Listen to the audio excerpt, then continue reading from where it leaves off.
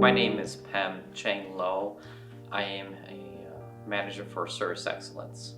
I actually served here in the state of Wisconsin in the Army National Guard from October 2012 until October 2018. One of the main reasons what inspired me to enlist was I'm somebody who actively wants to help the community. My name is Nick Bates. I'm a CNA in the PACU at Meriter Hospital. I enlisted in 2005.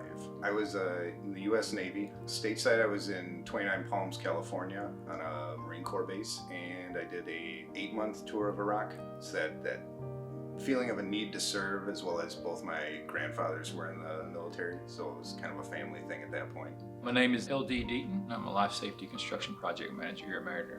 I enlisted in August of 1989. I was a sergeant and I served in the Army. Fort Knox, Kentucky, Fort Hood, Texas, Fort Irwin, California, and Fort Polk, Louisiana. So I wanted to go to school, and I knew it'd be a great way to help pay for my education, and my family had a history of military service. During my time, it definitely helped me grow as a person. It opened my eyes a lot more, and it also taught me that things are not going to always be easy. For me, I grew up in the rural part of Mississippi, and getting to leave that environment, get my education, to see parts of the world I would have never got to see otherwise, and to make lifelong friends that were looked differently than me, thought differently than me, and I took a lot away from those experiences. I think it taught me how to kind of approach and overcome adversity, how to deal with exceptionally high stress situations and maintain your cool, and I think it helped me learn a lot about what good leadership looks like. Mental health in the military is it's a big topic. We could sit here and talk about that for a couple hours. It definitely had an effect on my mental health that finally now, after 15 years, I'm working toward looking into.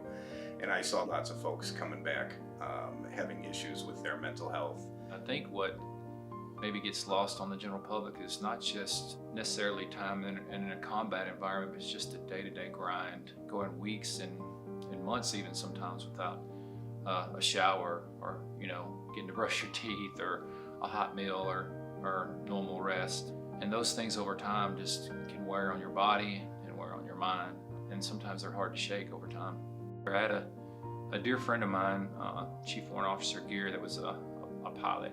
Right at the end of his career, it was his last flight. His helicopter went down, and him and the other 4 crew member on the helicopter perished. It just was a devastating thing for me to think of all that he had been through, and for him to come down to the end of his career and for something like that to happen.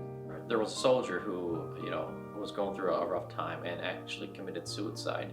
After experiencing that, I don't want to have to see another team member, or friend or a community member go through those sorts of circumstances. I always take the time out of my day to listen to them and try to care for them and provide any necessary resources if possible, or otherwise try to guide them to that direction where they can receive the help they need.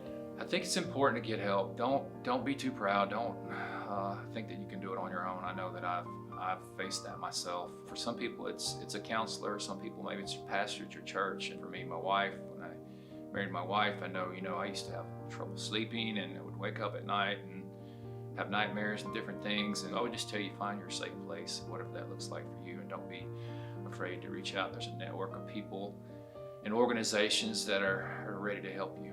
Remember, steel sharpens steel. Get the help you need, but just remember, this is going to make you stronger.